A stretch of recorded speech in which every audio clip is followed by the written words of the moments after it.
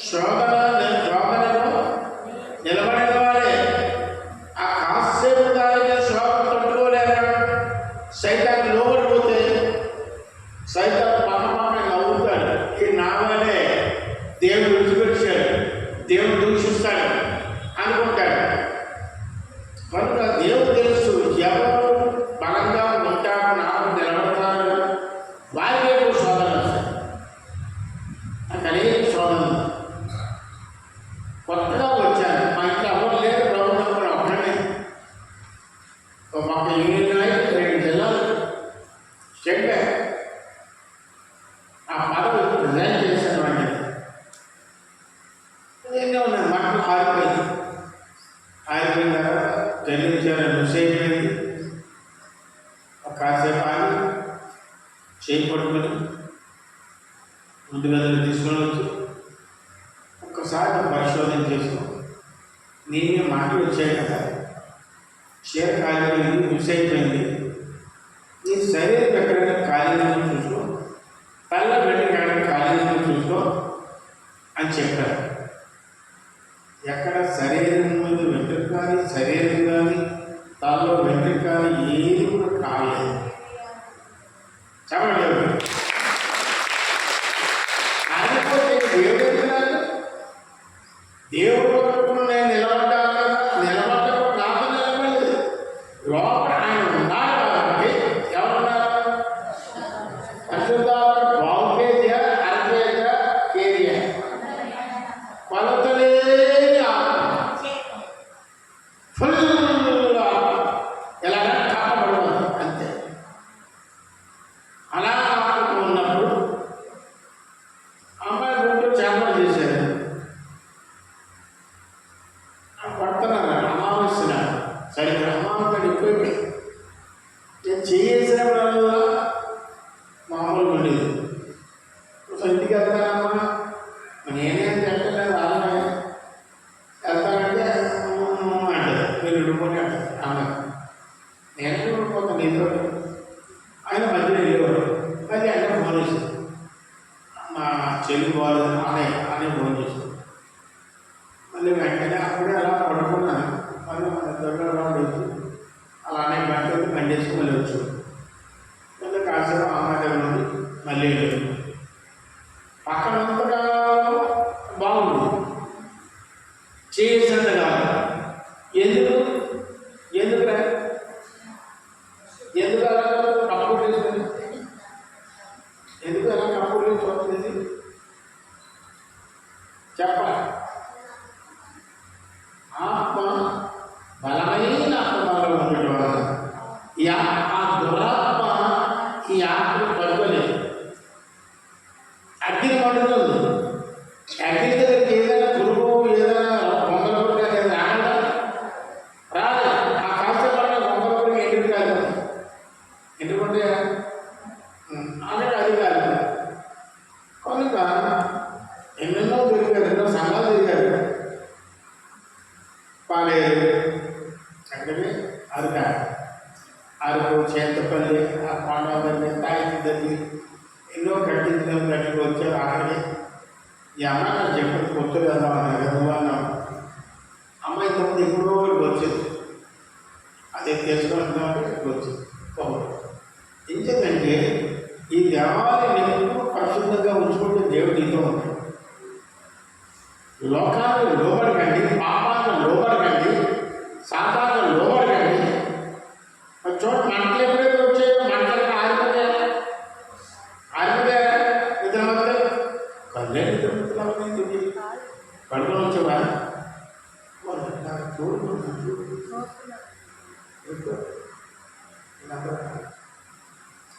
తెలుసు కదా.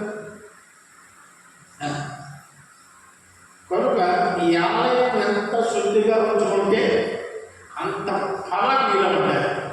అర్థమైనా? ఈ ఆలయాన్ని ఎంత శుద్ధిగా ఉంచుకోవాలంటే చాలా శుద్ధిగా ఉంచుకోవాలి. ఏం బాగాలేదా? ఇక్కడ కొంచెం కూర్చేసి అది కనుక అదే బాగుంది అంటారు, అదే రక్షణ అంటారు, అదే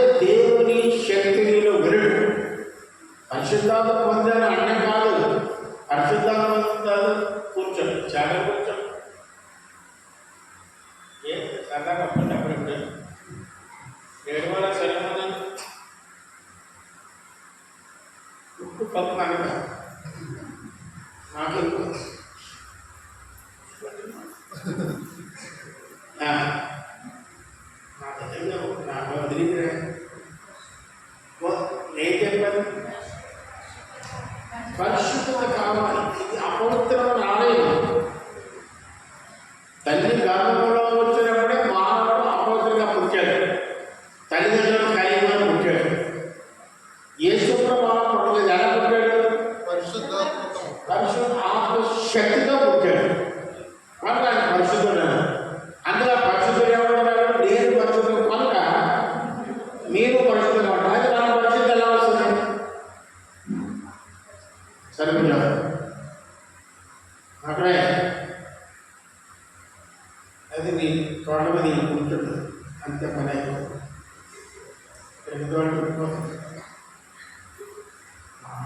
బరువు చదువుకోండి గుర్తుతున్నాను. పండు ఏమన్నాను? ఆయన పరిశుద్ధుడు కాబట్టి, పరిశుద్ధ దేవుని రాజ్యంలో ఉంటాడు కాబట్టి, ఆయన బిడ్డలం కాబట్టి, ఆయన నమ్ముకున్నాడు కాబట్టి, మనము పరిశుద్ధులుగా ఉంటేనే అక్కడ వెళ్ళగలం. అర్థమవుతుందా? మనం పరిశుద్ధులుగా ఉండాలంటే మనం తల్లి గర్భంలో పుట్టాం, పాపలు పుట్టాం. మరి ఎలా పరిశుద్ధులుగా ఉంటాం మనం? చెప్పాలి. మీకు తెలిసి చెప్పండి. ఎలా మనం చెప్తే ముగ్గురు పిల్లలు కాకుండా ఇంకా తెలియదా? ఏంటి తినడం తెలుసు, నేను పడడం తెలుసు. ఆయన ఇల్లు పడతాడా, నువ్వు నేను పడతాను. ఇల్లు పడతావా? పట్టలేదు. కనుక దేవుడు మాట్లాడబడ్డాడు. నేను పరిశుద్ధుడు కనుక అనమాట. అంటే మీరు పరిశుద్ధులే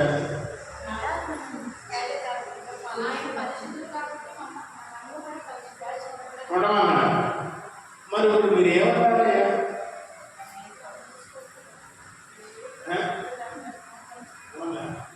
తెచ్చి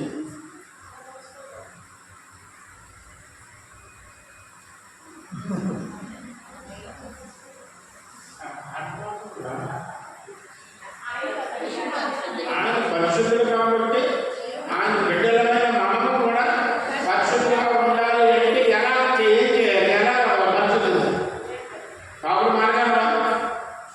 అమ్మాయితో పరిశుభ్రం చేయడం మారగలరా? అబ్బాయితో పరిశుభ్రం చేయడం మారగలరా?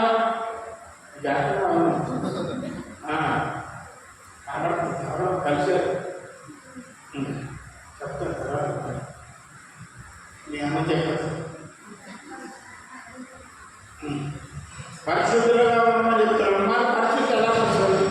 జన్మతాల పాపులము. మరి ఎలా పరిస్థితి వస్తుందండి? అవి ఎన్నో నా జాగ్రత్త. నువ్వు జన్మతారా ఎన్నో పాపాలు చేశావు. పుట్టుకలోనే పాపలు పుట్టావు. అంటే ఇంకొక అక్క నా పక్కన ఉంది తల్లి. అది పడగా నా పక్కన కూర్చోబెట్టాడు. అయితే ఆ రక్తం ఉంది. ఏ రక్తం అది? ఇంట్లో బొరతబాబు వెళ్ళావు. పైన ఉంటుంది కుండీలో నీళ్ళు ఉంటాయి. కడుక్కొని రా అంటారు. నీళ్ళు పాలు కడుక్కొని రా అంటారు ఇంట్లో. అలాగే పరలోకరాజ్యంలో వెళ్ళాలంటే, పరిశుద్ధ లోకంలో వెళ్ళాలంటే భూలోకంలో కడుక్కొని రా అంటున్నాడు దేవుడు. ఎలా కడుక్కుంటావు? కట్టుకోపోతున్నాడు. ఒప్పుకుంటే అయిపోద్దా? ఒప్పుకుంటే అయిపోద్దా? వీడు ఏం మారింది?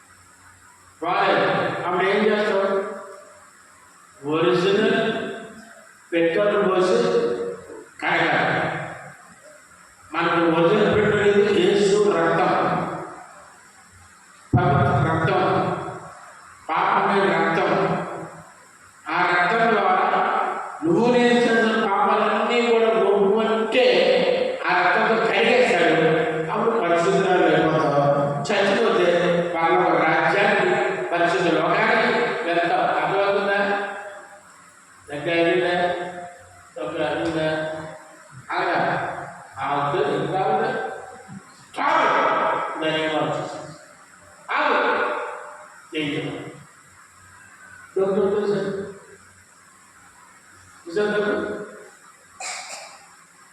బలం కాక అసలు తప్పు రాలేదా? సరే కాబట్టి గట్టి బాధ్యత పడిపోతుంది. మళ్ళీ మోసుకెళ్ళాలి.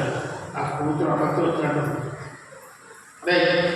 కాబట్టి చదువు దేవాలయాన్ని మొదటి రాజులు 8:27 నిశ్చయముగా దేవుడు ఈ లోకమందు నివాసము చేయడు. ఈ లోకంలో నివాసం చేయడు.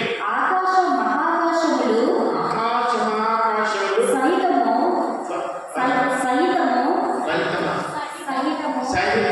నిన్ను పట్టజాలవు. దేవుడు లోకానికి వస్తే ఆకాశం సింహాసనం అట, భూమిలో కాలు వేస్తే ఆయన పాట పెట్టమాట. మరి పరలోక రాజ్యం భూలోకం పరలోక పట్టణానికి వస్తే పట్టదు. అటువంటి దేవుడు నీ చెందిన హృదయంలో వస్తాను. తలుపు తట్టుతున్నాను, తలుపు తెలు, నీలో వస్తాను, నీలో వచ్చి నువ్వు నాతో, నేను నీతో కలిసి వచ్చాడు కాదు. ఎప్పుడు తింటామంటే ఎప్పుడు ఏం తిందామా కోరుకుని తిందామా పక్కకి కోరుకుంటే తినట్లేదు. దాని లోపల కోడి వచ్చి ఇల్లు ముట్టేస్తుంది. ఏం చేస్తాం కాదు. ఇవి 2 గుడ్లతో ఒక గుడ్డు అవుతుంది. అంత నిష్పక్షపాతం ఉంటుంది. వాళ్ళ పెద్ద తొలగుడు తింటారు. అది పాపం కదా. పాపేనా? పక్కన కూడా తింటున్నారు. ఎప్పుడు ఉల్లిపాయలు పట్టినట్టు లేదా? మరి ఏంటి పట్టు ఎదుటి వాళ్ళు వెళ్తుంది. ఏదో అపహరించావు. జాగ్రత్త ఆలోచించు. వెళ్ళి ఆ ప్లేట్తో ఇంటికి వచ్చేస్తా కదా. ప్లేట్ ఎత్తుకొచ్చేవా? మీరు అందరూ అదే కదా. పోనీ నేను అంత మంచిదని నచ్చిపడ్డ బంధువులు ఉన్నారా? లేదు. వాళ్ళందరూ అదే పెళ్ళికి వెళ్తారు, బాగా పెట్టుకుంటారు, చికెన్లు అంటారు, గ్లాస్ తీసుకుంటారు, వాటర్ తీసుకుంటారు. ఇలాగ అమ్మ కూడా వస్తుంది. యమ తీసుకుంటుంది. ఆ యమ కుమారి బాగున్నామా అక్కడంతా కదా చట్నీ ఎడంది అలా కూర్చొని తినేసి ఆ ప్లేట్లు ఇంట్లో పట్టుకు చేస్తుంది. నాకు దొరకదు. ఈవిడ కూడా వచ్చింది కదా. ఈవిడ ప్లేట్ తీసుకున్నా ఉంది కానీ నేను ఇవ్వలేదు. నేను ఇవ్వలేదు. మొత్తం అన్నీ కలిపి ఇదే. కాబట్టి దేవుడు ఈ లోకంలో ఉన్న దేవాలయంలో నివసించాడు. దేవుడు నివసించే ఆలయం ఏది? హృదయము. హృదయంలోనే దేవుడు నివాసం చేస్తాడు. అందుకే దేవుడు నక్కలుగా బొరియలు ఉన్నారు కానీ ఆకాశంతో భూములు ఉన్నాయి కానీ మనిషి కుమారు అంటే దేవుడు తలవాటుకోవడానికి స్థలం లేదండి.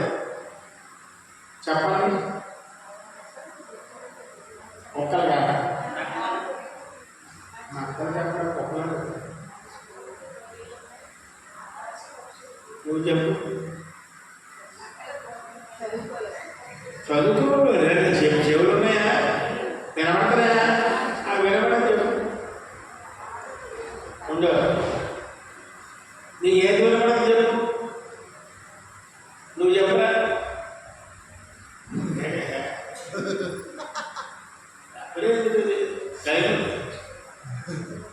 నేనేం చెప్పు అక్కడ బాబు కూర్చొని అన్నమాట కూర్చుంటారు కానీ మధ్యలో ప్రశ్నలు నేనాక అంటారు. రైట్. ఎవరు చదువులు కొనుక్కుంటా అసలే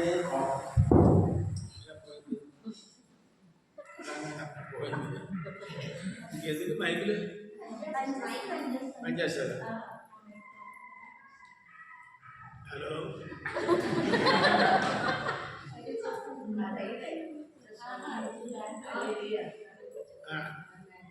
హలో, వినబడుతుందా? కనబడుతుందా? ఓకే. కాబట్టి దేవుడు నివసించే స్థలం ఏదమ్మా? హృదయము. ఈ దేవాలయం ఎప్పుడు కంపుతో ఉంది. మీ దగ్గరికి వస్తే కొంతమంది పక్కన నిలబడితే వాళ్ళ బట్టలు ఉతకరేమో, ఫుల్ కంపు. నేను ఒక దగ్గర నిలబడలేకపోయాను. ఇదేంటి ఇలా ఉందనుకున్నాను, పత్రాన్ని కంపు. అప్పుడు నేను అన్నాను, అమ్మ కంఫర్ట్ అయ్యి బట్టలకి నేనే చెప్పాను ఏంటి వేయాలో. నా బట్టలకి మా ఇంట్లో వేస్తాను, కంఫర్ట్ చెయ్యండి వేస్తానండి. నేను మరి అక్షర రాజు అప్పుడు కంపే లేదురా బాబు, నేను కూర్చోలే మధ్యలో పోదాము. దూరంగా పోయింది. దూరంగా పంపు వద్ద అక్కడికి పడతాను. లేదనుకో కంఫర్ట్ రాస్తున్నారు, బాగున్నారు, పక్కన కూర్చొని ఎంతసేపు కూర్చొని నాకు పర్లేదు అనిపిస్తుంది. కనుక అలాంటి కంపు దేవుడు రాకు. నువ్వు నేను కంపు మనుషులు ఎన్నో పాపాలు చేసి ఆ పాపం అనే కంపులో హృదయంలో పెట్టుకున్నావు. నీకు ఎందుకు వచ్చింది చెప్పు? ఎన్నో కంపుల్లో నివసించావు. విగ్రహాలు తీయలేదు, కానీ తీయక 14 తీయదండి. కుమార్ని అనమన్నా వెళ్ళలేదు. ఆమె రాదయ్యా, అడిగి ఉన్నప్పుడే వెళ్ళాలి, అవి లేనప్పుడు వెళ్తానంట. అదే నీలో వచ్చిన దెయ్యం. అదొక దెయ్యం. ఇవాళ ఇల్లు కూతురు వచ్చింది, తల్లి వచ్చింది, ఇల్లు ఇక్కడే, అంత అడవసరం లేదు. కాస్త వరలక్ష్మి తీసుకెళ్ళి విని కూడా తీసుకెళ్ళి ఇది సపోర్ట్ ఉండాలి కదా సార్, సన్నం ఇద్దరు కలిసి కొట్టారు మరి. అది కాబట్టి దేవాలయాన్ని రెండవ చదువు యెషయా 66వ అధ్యాయము 1-2. 1వ రాజులు 8, 10, 11. 1వ రాజు 8, 10, 11. యాజకులు పరిశుద్ధ స్థలములో నుండి బయటికి వచ్చినప్పుడు మేఘము యెహోవా మందిరమును నింపెను. అది చాలు. అక్కడ యాజకులు, పాస్టర్లు, కాపర్లు, ఆ మందిరములో ఉన్న యాజకులు, పాస్టర్లు బయటికి వచ్చినప్పుడు యెహోవా మందిరము నిండిగా మహిమతో నింపబడేను. ఈ మందిరము దేనితో నింపబడింది? దేవుని మహిమతో. ఎవరైనా దర్శనం వరంతో చూడొచ్చు. ఆ మోషే గారు వస్తున్నారు, మోషే గారు ఎవరు రాలేదు. మందిరము దేవదూతలు ఉంటాయి, ఎప్పుడు చూసి సాక్షి చెప్తాడు. కనుక అలాగనే నీ హృదయం అనే దేవాలయం ఎక్కడే దేవాలయం, ఇందులో దేవుడు ఉన్నాడా లేదా అది నువ్వు చూసుకొని దేవుడు ఉండేటట్లు నీళ్ళు చెత్త కాల్చి వేసుకొని మరి ఉన్నప్పుడు అప్పుడు దేవుడు నివాసం చేస్తాడు. నీ దేవాలయానికి ఏమీ జరగదు. మన వారి ప్రశాసనం నిప్పంటించుకున్న మంటలు వచ్చినప్పుడు నా దేవాలయం అతి పరిశుద్ధంగా ఉంది కాబట్టి ఈ దేవాలయం నోట్లో పడి యేసు నామలో మంటలాడిన కాక అన్నాడు. ఇందులో మరి పవర్ వచ్చింది. ఆ పవర్కి అగ్ని తెచ్చినవాడు ఎవడో సైతాన్. యేసు ఎప్పుడైతే చెప్పాడో కక్కన మాట్లాడి, అది యేసు పవర్. ఆ పవర్ మీరు అందరూ పొందాలి అంటే ఈ ఆలయంలో ఎప్పుడు ఆయన నివాసం చేయాలి. లోకులతో, పాపులతో, నామకథతో, ఆ పాపులతో ఆ కీర్తన ఒకటే ఉంది. ఒకటి చెప్పండి. దుష్టుల ఆలోచన చొప్పున నడవక, పాపుల మార్గమున నిలవక, అపహాసులు కూర్చుండే చోట కూర్చుండక.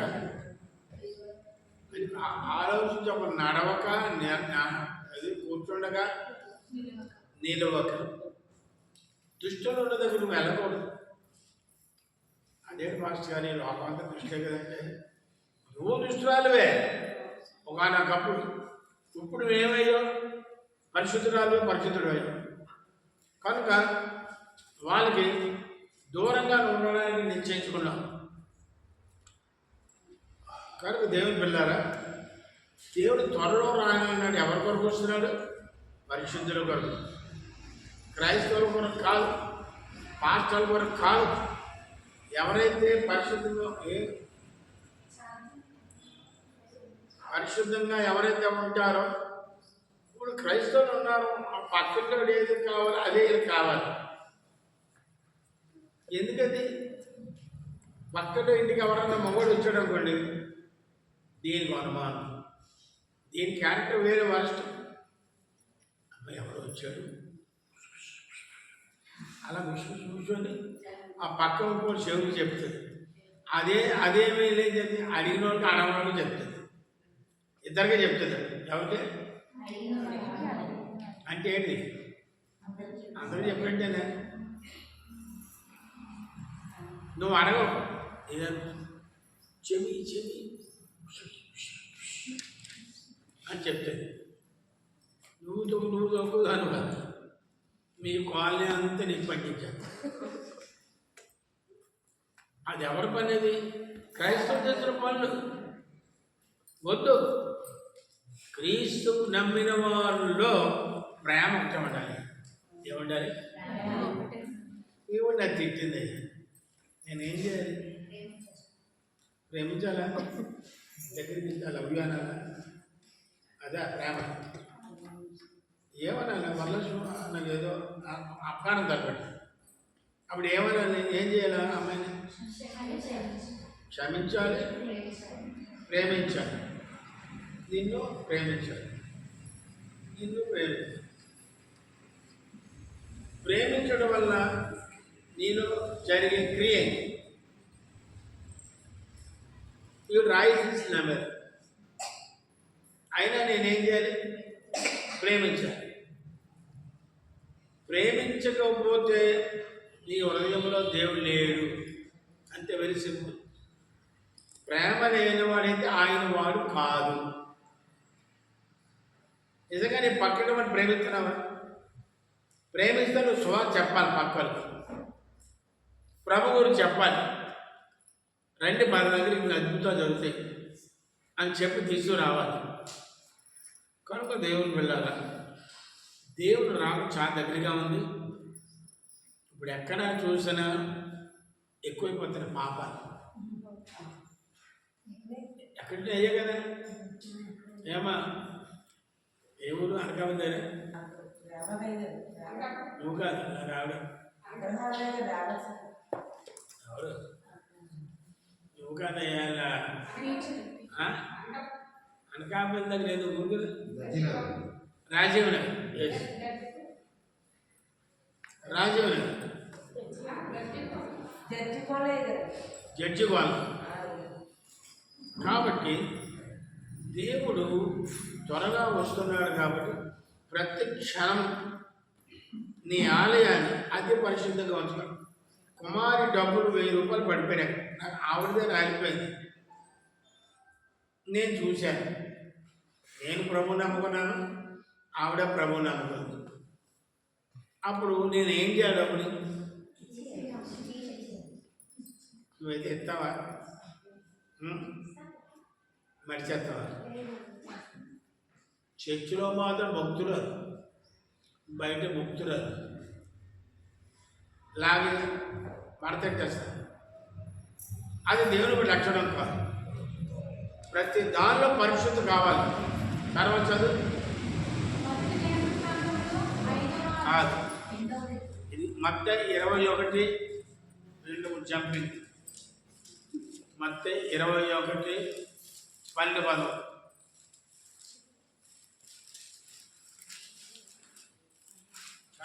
మత్తయి యేసు 24. యేసు యేసు దేవాలయంలో ప్రవేశించి క్రయ విక్రయములు చేయువారందరినీ వెళ్ళగొట్టి రూకలు మార్చువారి బల్లను పువ్వులమ్మువారి పీఠములను పడద్రోసి నా మందిరము ప్రార్థనా మందిరం అనబడెను. చాలు.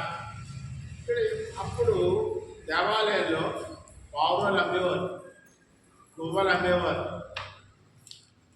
లాటరీ గుళ్ళు వేసేవారు, ప్యాకెట్లు ఆడేవారు. దేవాలయం యేసు ప్రభు వచ్చి ఆ బల్లలు తోసేసి నా మందిరము ప్రార్థనా మందిరము, నా మందిరము పరిశుద్ధ మందిరం అని అంటారు. అంటే అక్కడ మందిరం ఎవరు? నువ్వే దాని మందిరాలు. నీ మందిరములో నువ్వు ఇంటి దగ్గర అప్పుడప్పుడు వైకుంఠపాలు ఆడుతావు, పేకాట ఆడుతావు, అవునా? అప్పుడప్పుడు ఇప్పుడు ఆడుతావా?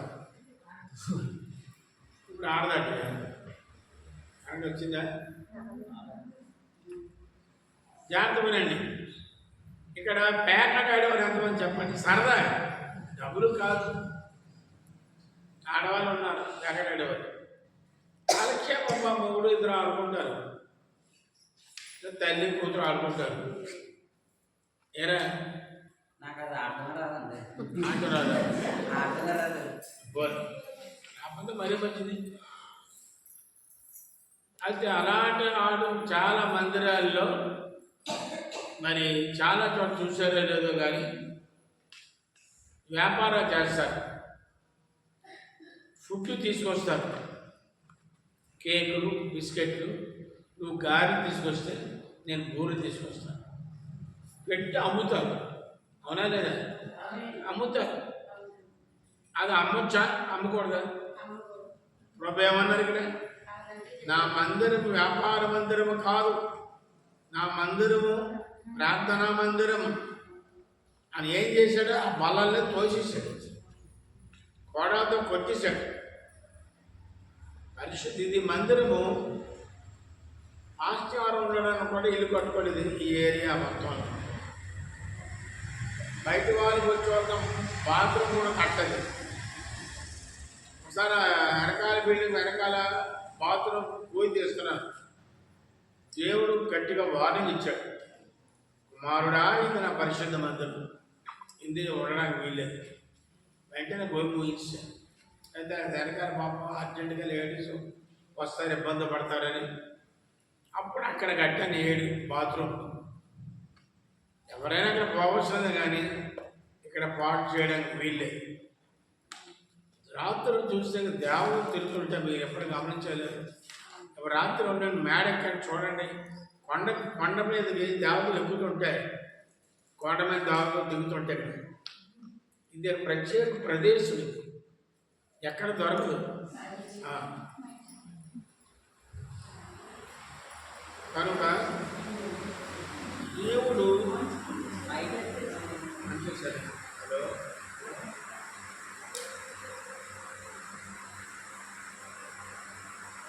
దేవుడు ఆరు దినాల్లో మన పరిశుద్ధి తీసుకెళ్తున్నాడు.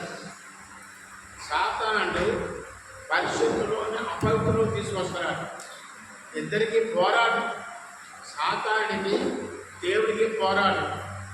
ఎందుకనగా సాతానికి వాడు అనుచరులకి వాడు నమ్మిన వారు అందరూ అగ్నిగుండంలో పోవాల్సిన దినం కూడా ఉంది. హలో,